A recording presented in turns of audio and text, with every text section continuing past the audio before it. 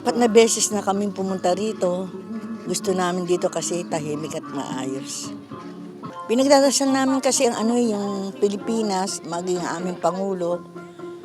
Hindi lang siya, pati ang lahat ng mga dito sa loob ng Malacanang, lahat na namumuno, na maayos magkaroon ng peace, ng kapayapaan ng ating bansa.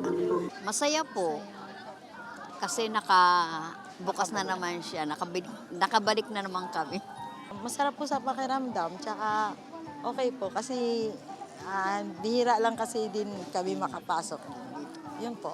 Panalangin ko rin po sa ating sa rin po ng mga gobyerno na sana po magkaisa rin po, tsaka magkaroon ng pagkakaunawaan po. Yun po. Kapayapaan, ganun po. Masaya po.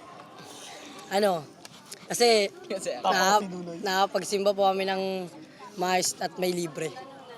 Pangulong Bongbong Marcos, maraming salamat po sa inyo. Sa mga kapwa kabataan ko po dyan, iwas po kayo sa gulo. Always lang po kayo magsimba.